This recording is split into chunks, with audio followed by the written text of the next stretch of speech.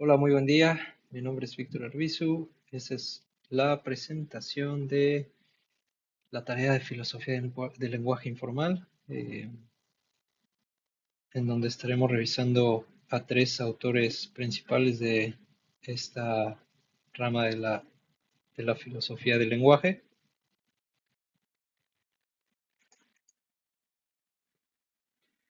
La filosofía del lenguaje informal, a diferencia de lo que es el lenguaje formal, se centra en cómo las personas utilizan el lenguaje en su vida cotidiana, en el día a día, y los mecanismos que utilizan para eh, comunicar, comunicarse a través de este lenguaje. Anoté tres puntos principales que me llamaron la atención sobre la filosofía del lenguaje informal. El primero es que es infinito y creativo.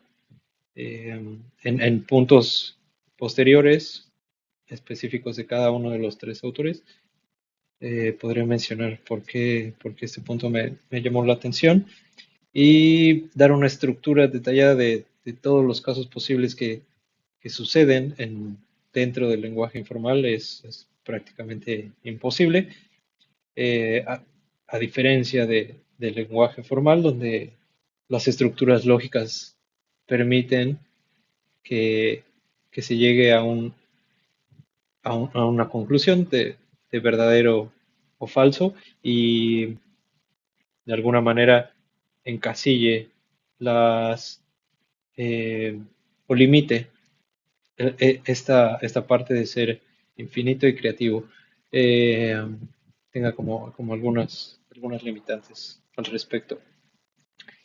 El segundo es que no tiene necesariamente una secuencia lógica, que es como lo comentaba, no, el significado dentro del lenguaje informal no busca o no puede otorgar en todos los casos el resultado de si las eh, proferencias o enunciados u oraciones del hablante son verdaderas o falsas.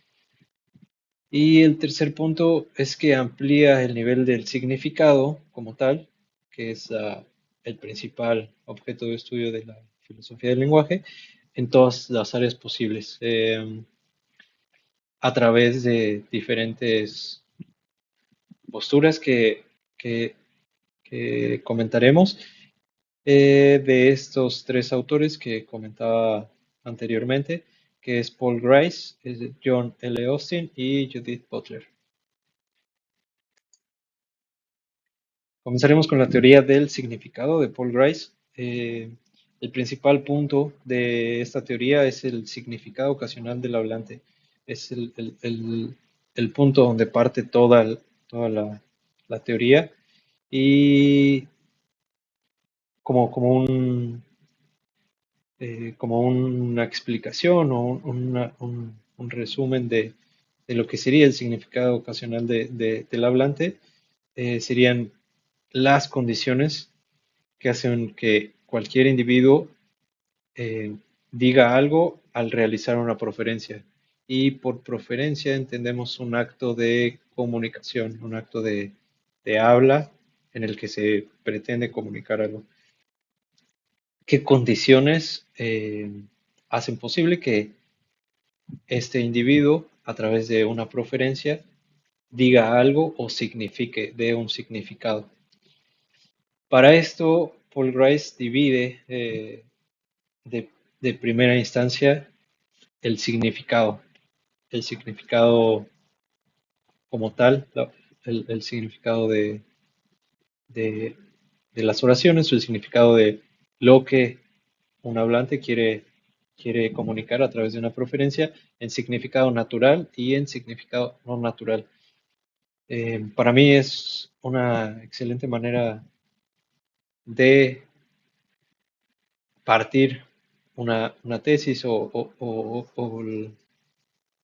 toda su teoría, porque de alguna manera descarta todo lo que no quiere estudiar, en- todo en lo que no quiere enfocarse, que sería el significado natural. El significado natural es cuando una oración o una, una preferencia naturalmente significa otra cosa. Esto con los ejemplos es mucho más sencillo de entender. Anoté tres ejemplos, como las nubes grises significa que va a llover. No hay otro significado a través de las nubes grises eh, que pueda entenderse eh, de ello.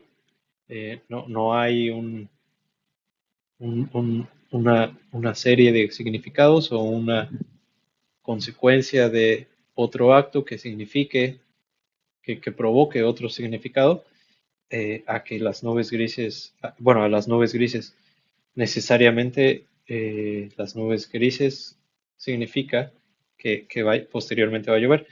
El otro ejemplo que anoté es las ronchas rojas, significa que está contagiado de varicela. Eh, el hecho de que alguien esté contagiado de varicela necesariamente provoca las ronchas rojas. Si esas ronchas rojas no son eh, de varicela, pueden ser unas ronchas rojas de cualquier otra enfermedad que sean parecidas, necesariamente el, la persona no tiene varicela. O sea, si esas ronchas rojas no son las que provocan la varicela, pues no se puede decir que esas ronchas rojas no son de varicela y que también tiene varicela, porque necesariamente una implica otra. Eh, en esto, como comentaba anteriormente, creo que es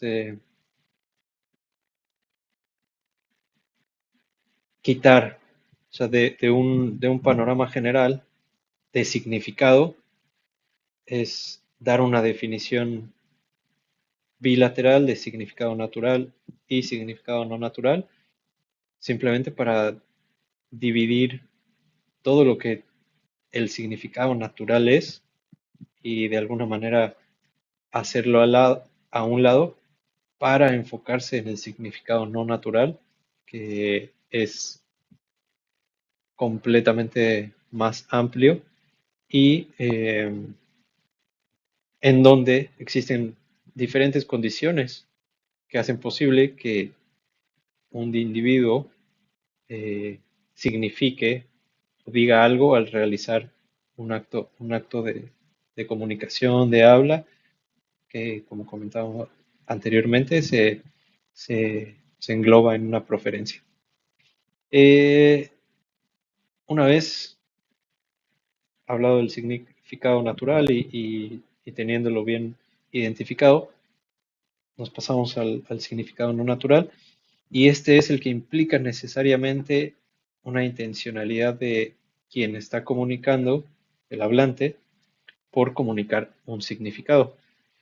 La intención de comunicar un significado sobre lo que se eh, está hablando es lo que eh, Paul Grice define como un significado no natural. En este caso tenemos tres ejemplos que pueden ser significado no natural. El primero es mi gato está durmiendo. Em, ¿Por qué? Porque si yo estoy en la sala con cualquier otra persona, el interlocutor, y doy y le comunico esta frase, mi gato está durmiendo, necesariamente estoy generando un significado o haciendo creer a la persona que le estoy diciendo que mi gato está durmiendo. Él no lo está viendo. Él no, no puede comprobar si está durmiendo o no. Y esto es algo que podremos, se aborda un poco más a detalle dentro de la definición de o las segmentaciones del significado no natural. Otro ejemplo sería mañana estudiaré por la tarde. No es el hecho de hacer un significado, o sea, de hacer una- un acto de juramiento o una promesa que el día de mañana yo estaré estudiando por la tarde, no quiere decir que sea un, un acto real, porque todavía no se ha cumplido ese acto. Es un significado que estoy dando a futuro y que solo se cumplirá si efectivamente el día de mañana estaré estudiando por la tarde. Y por último, el ejemplo que anoté es José es su nombre. Y con esto, con este ejemplo, quisiera comenzar a relacionar esta teoría con el género, con el concepto de género y con el significado de género. José es un hombre, regresando a la estructura de un significado natural, ser un hombre, un concepto o una definición, significado de hombre, eh, no tiene ninguna relación natural con, eh, con nada en específico. O sea, ser un o significar un nombre no tiene una causalidad anterior. O sea, no hay algo como las nubes grises, significa que va a llover. No hay algo que especifique que haya un acto anterior que necesariamente eh, nos lleve a que X acto sea igual a que una persona, X persona, sea un hombre. Eh, También en posteriores diapositivas y segmentos sobre el significado no natural y en las dos posturas de los siguientes filósofos se podrá abordar mucho mejor este concepto. En el significado natural, el hablante pretende hacer tal o cual cosa mediante X. O sea, es un acto específico. Y en el significado no natural, el hablante quiere decir, o sea, dar un significado, algo mediante X. Quiere implicar un significado, quiere dar a entender un significado a través de lo que está comunicando.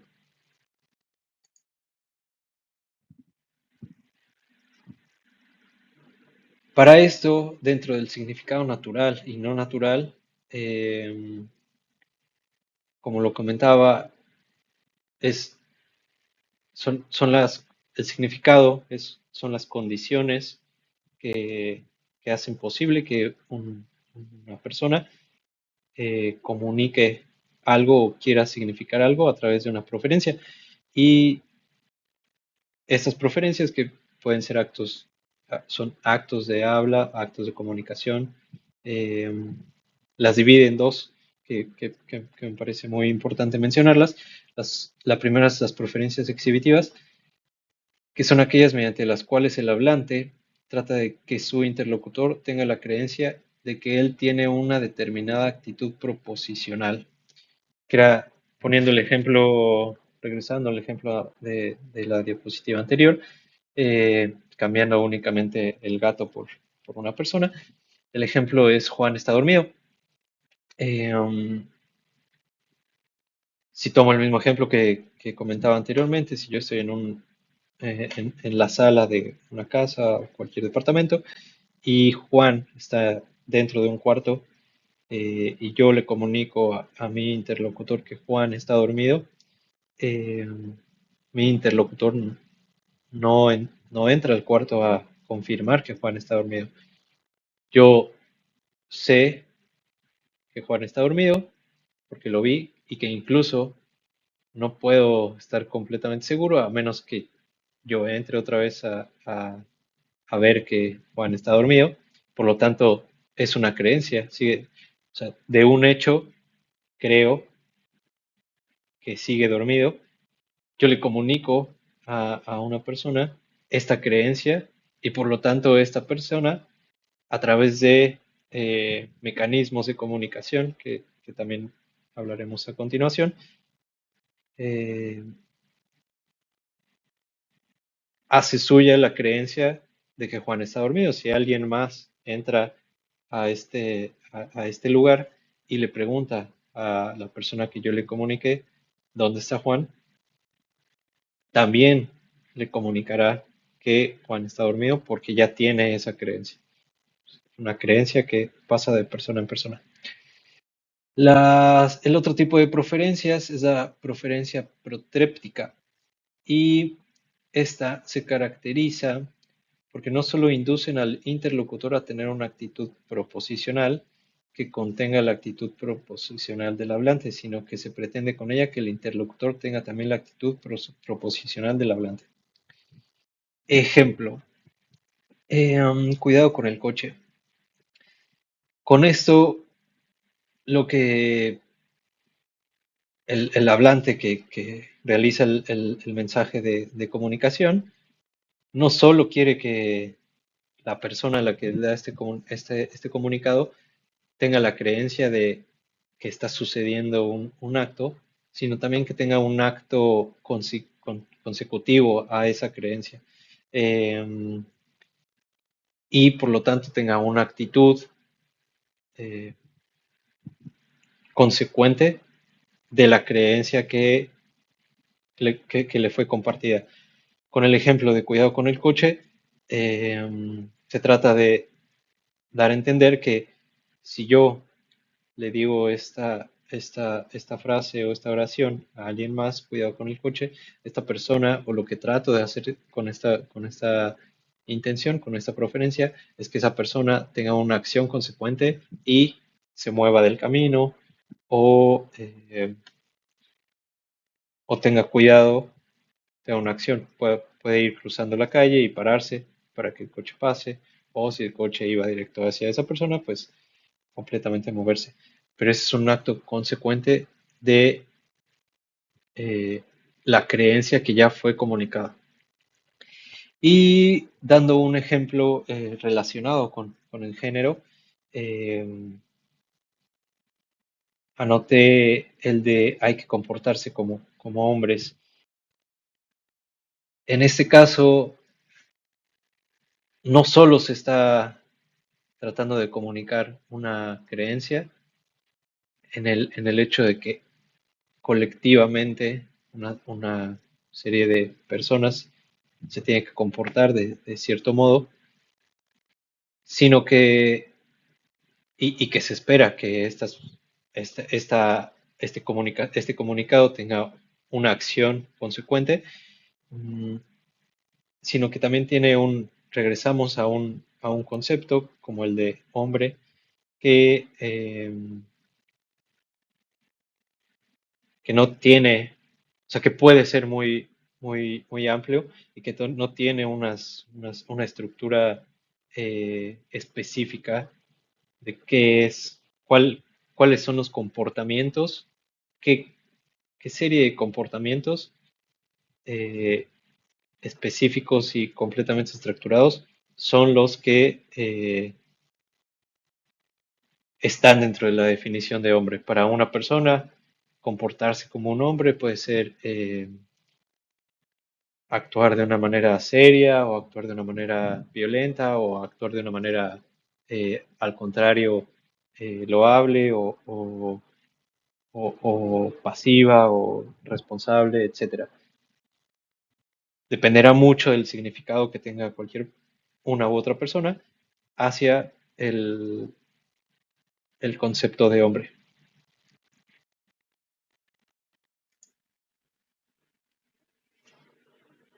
Grace, a través del significado natural y no natural, eh, otorga el- el concepto de implicatura conversacional, que es esto que A través del comunicado se infiere, o sea, no se dice explícitamente, sino se infiere a través de ese mensaje. Eh, ahorita, posteriormente vamos a ver algunos ejemplos, pero es todo eh, regresando al ejemplo anterior de hay que comportarse como hombres, el comportarse no se explica, o sea, no es completamente explícito qué comportamientos, o no está dentro del mensaje, qué comportamiento es el que ser un hombre está relacionado. Eh, de alguna manera, la persona que lo comunica piensa o cree que va a estar inferido en decir hay que comportarse como hombres y que la persona que reciba ese mensaje va a inferir el significado que la persona que lo dijo tiene de ser un hombre y qué comportamiento está relacionado con eso. Para este tipo de máximas comunicación, perdón, y regresando a la primera diapositiva, en donde estaban los tres puntos del lenguaje no natural. El primero que comenté era que es infinito y creativo. Para no atravesar dentro o no llegar a los absurdos de el estudio o de eh, la estructuración de un lenguaje que es infinito y creativo, Grice propone unas máximas conversacionales en las que delimita eh, las capacidades que una conversación puede tener y eh, a través de estas máximas, si se rompen estas máximas, no es una conversación, no se podría decir lógica, pero una conversación estructurada suficiente dentro de la definición de significado no natural. Y nuevamente lo comento, esto con propósitos de no llegar a absurdos. ¿Por qué? Porque un significado no natural eh, podría llegar a cometer estos absurdos simplemente con fines de llevar a los límites. Sin embargo, no tiene sentido, o no creo que tenga sentido, eh, abordar todo ese infinito de posibilidades y creatividad si no tiene un propósito comunicativo o un propósito de significado. Las máximas que propone Grice es la máxima de cantidad, que nos dice es la contribución tan informativa como se refiera y no lo contrario. Dar la información pertinente a lo que se está pidiendo y no dar ni un mínimo de información que no haga sentido, ni una información que sobrepase lo que se te está pidiendo. La máxima de cualidad que procura que tu contribución sea verdadera, no digas nada sobre lo que no posees información. ¿Para qué? Para no llegar a lo que le comentaba anteriormente, a estos absurdos de comunicación.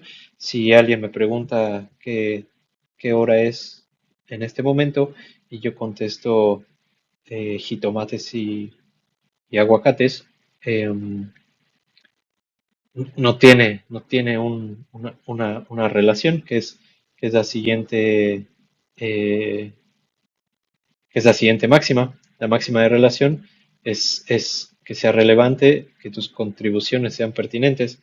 Y para la cualidad, siguiendo este mismo ejemplo, si alguien me pregunta la hora en este momento, yo sé que la hora son 8:35 y digo una hora diferente, no tiene, hace que toda la consecuencia de la conversación no tenga sentido.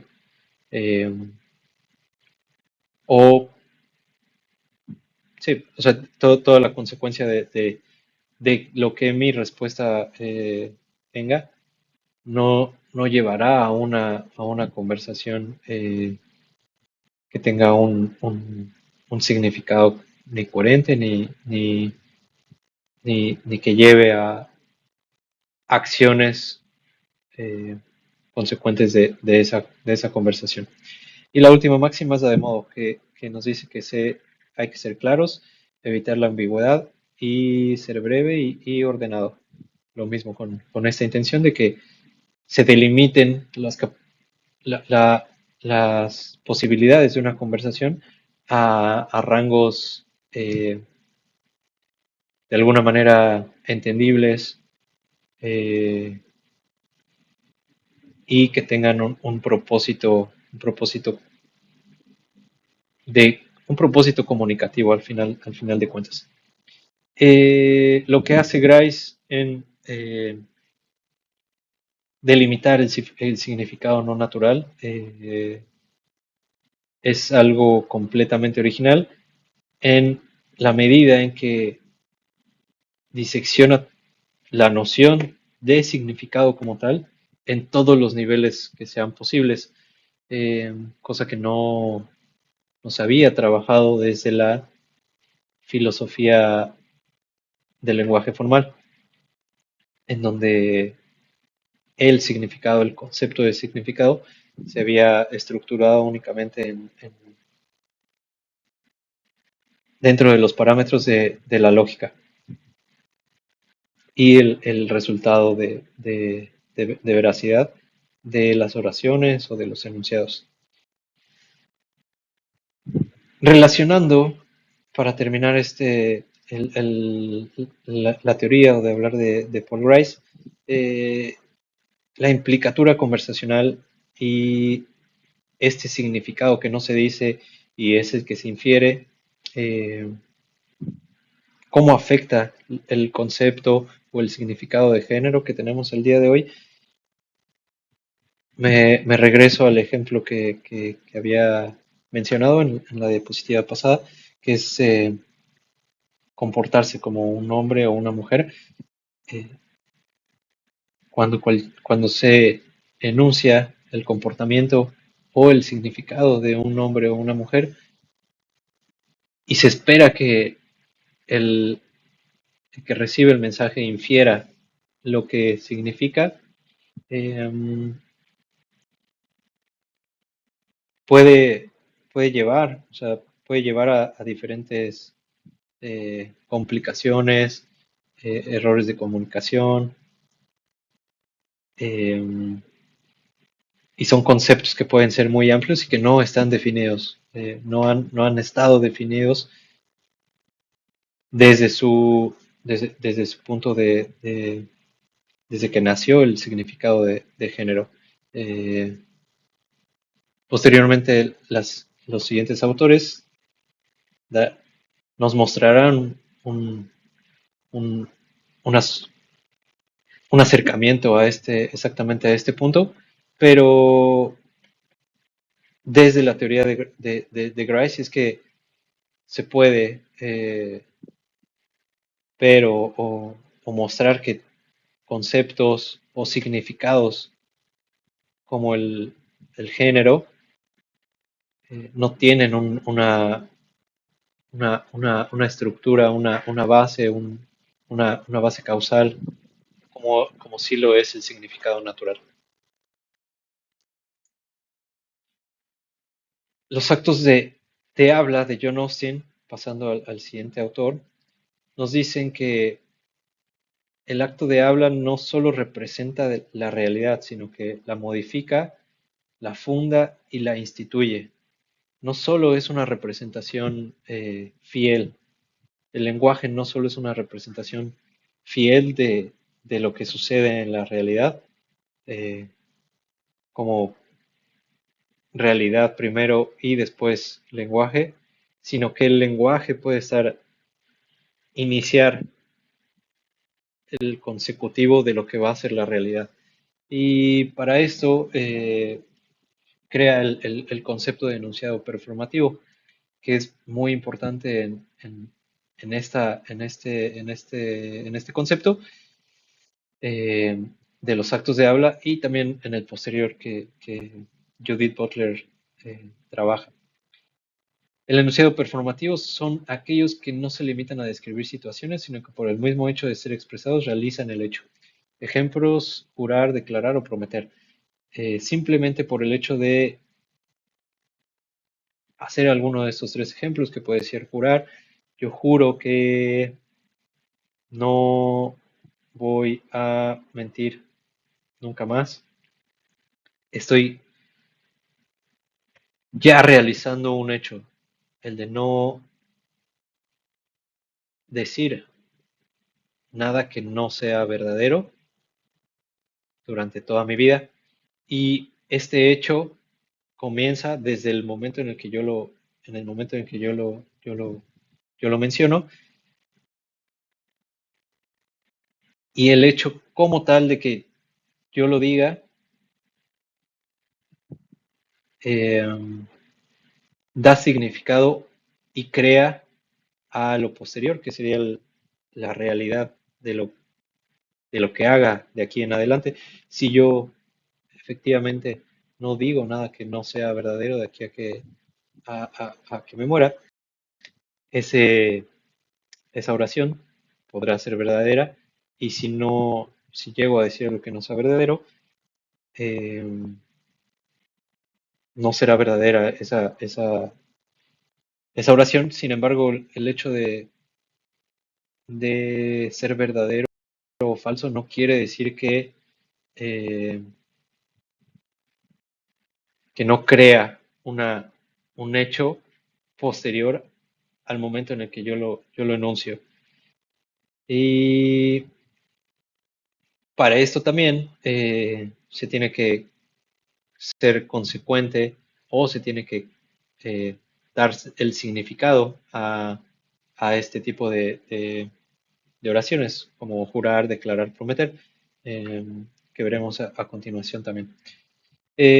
Para esto, desde el enunciado performativo, Austin da tres niveles de lo que puede ser un acto lingüístico. El primero es el acto locutivo, que es el acto de decir algo, el contenido literal de una oración. Por ejemplo, está lloviendo. eh, es literal, no hay, o sea, si alguien eh, menciona que está lloviendo y efectivamente está lloviendo, pues es literalmente lo que está sucediendo. El acto ilocutivo es el acto que se ejecuta al decir algo, como prometer, afirmar, preguntar, advertir. En el ejemplo, te llamaré mañana. eh, es un acto que, como comentaba anteriormente, solo se podrá comprobar si efectivamente el día de mañana se realiza. Y el hecho de decirlo eh, crea esa, esa promesa, o ese creará el acto consecuente a dar ese significado a esta oración. Y por último, el acto perlocutivo es el efecto que la declaración tiene en el oyente. Puede causar miedo, sorpresa y convencimiento.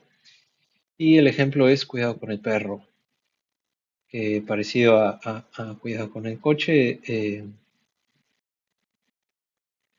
este acto genera un efecto en la persona que lo recibe. Eh, Regresando al enunciado performativo y cómo un enunciado performativo eh, puede afectar o ser, o ser vínculo en la definición o en el concepto de género. Cuando nosotros expresamos ser un hombre o una mujer a través de un enunciado performativo, esto quiere decir que si yo afirmo que soy un hombre, necesariamente a través de hechos consecuentes tendré que comprobar esa afirmación. Eh, no solo el hecho de describir que yo soy un hombre, no hay una descripción específica de los actos que esté en este momento haciendo, el hecho de que yo esté sentado, el hecho de que esté dando esta presentación, no se relaciona con que yo sea un hombre. Eh, Habrá muchas acciones y consecuencias posteriores a esta oración que tratarán de inferir, como decíamos anteriormente, que yo soy un hombre. Dentro de un género establecido eh, a través de igual acuerdos sociales y políticos, que esto nos lleva a, por último, vamos a hablar de Judith Butler, que crea el concepto de performatividad de género, en el cual nos dice que los humanos generamos una serie de efectos que gradualmente van consolidando ante nosotros y ante los demás la manifestación de una supuesta realidad interna, que en este caso, a diferencia de los últimos dos autores en los que teníamos que relacionar sus conceptos o tratamos de relacionar sus conceptos con el concepto o el significado de género, eh, Judith lo que hace es hablar específicamente del significado de género. Eh,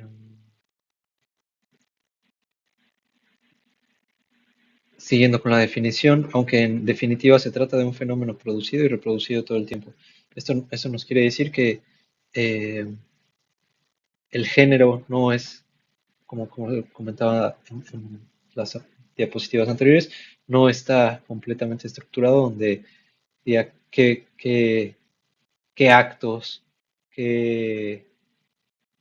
de, ya sea de comunicación, preferencias, actos físicos, actos mentales, una consecuencia de actos que necesariamente sean relacionados con ser mujer o ser un hombre. Es como lo menciona en su definición, eh, un fenómeno producido y reproducido constantemente. Constantemente se realizan actos que se relacionan tanto con un género, ya sea mujer o hombre. Eh, Judith eh, toma o parte desde una frase de Simone de Beauvoir que dice: no se nace mujer, se llega a serlo, eh, retomando que eh, los humanos no nacen como, como un género. Eh, esto da paso a que Judith mencione que nadie es un género desde inicio, se trata de un trabajo continuo en un marco social y político. Nadie nace siendo o significando ser un hombre o una mujer. No hay un consecutivo de acciones desde nacimiento que relacionen a un humano con ser un hombre o una mujer. Eh, es- Necesariamente son estructuras sociales que denominan ese género, ¿no? Lo- Creo que hay ejemplos que conocemos muy bien, por ejemplo, el de los colores de azul y rosa, azul para los hombres, eh, rosa para las mujeres. Esos son actos eh, de los demás hacia nosotros que en teoría tratan de manifestar una supuesta realidad interna de la persona. Cuando un bebé existe, solo está existiendo y los demás lo rodean de artículos de un cierto color, eh, tratando de manifestar el género que ellos están comunicando o tratando de significar en esta persona. Judith pone un ejemplo o una hipótesis específica de cómo se explica el género a una sociedad donde no tiene palabras que le den significado. Hoy en día todavía existen sociedades que no tienen los lenguajes estructurados eh, de una manera tan avanzada como lo puede ser el castellano o el inglés. eh, y bueno, otros, portugués, francés, etcétera, la mayoría de las lenguas que tenemos hoy en día, hay algunas pocas sociedades que tienen lenguajes no, no tan específicos y no tan estudiados ni avanzados, en donde no se podría comparar, no tienen una palabra de traducción para hombre y mujer.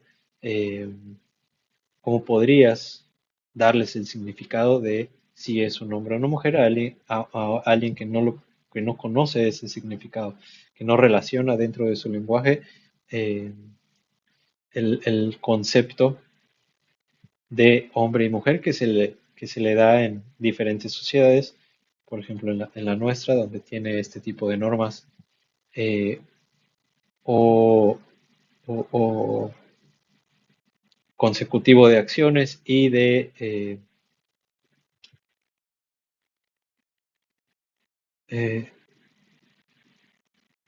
consecutivo de acciones o expectativas, es la palabra que estaba buscando, expectativas de lo que esta persona va a hacer durante su vida para encajar o eh, sí, encajar dentro del concepto de género al que se le fue asignado.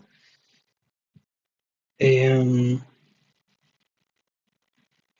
Judith Butler lleva más allá, no solo el concepto de género, sino también el sexo que a través de el método científico se ha generado un- un- un concepto de mujer, eh, perdón, de sexo femenino y sexo masculino a través de nuestra corporalidad, de nuestras eh,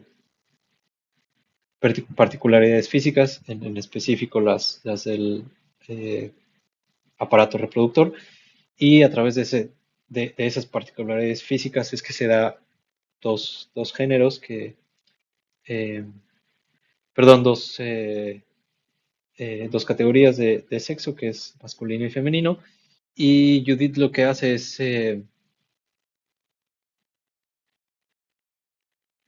tal vez de alguna manera trasladar que de la misma manera que el género, pero de una manera más amplia ya sea históricamente o eh, incluso eh, a manera de futuro, este, el concepto de sexo, eh, refiriéndose a que el sexo dentro de la estructura del mundo en el que hemos vivido, hay o ha habido diferentes manifestaciones de sexo que no encajan perfectamente en las dos que se tienen al día de hoy, como masculino y femenino, y también llevándolo a un imaginario donde algún, alguna otra eh, tipo de ser viviente racional existan otros sexos, otros aparatos reproductores eh, que no encajen con las dos definiciones que tenemos eh, los humanos que habitamos la Tierra.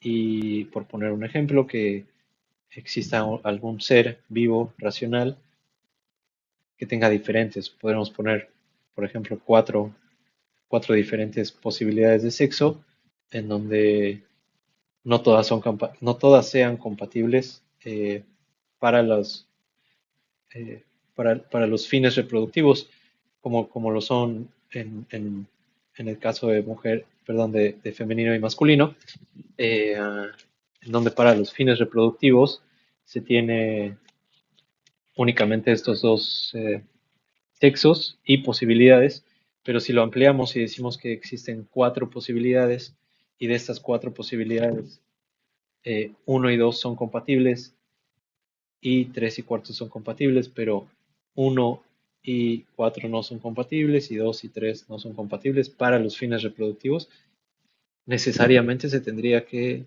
dar un nuevo significado a estas opciones. Em, Digo que muy probablemente esto es llevarlo a, a caminos que aún no conocemos, a realidades que todavía no están eh, dentro de nuestra vida comprobable. Sin embargo, este tipo de hipótesis o sea, podría, o sea, podría ser comprobable la hipótesis que Judith Butler está tratando de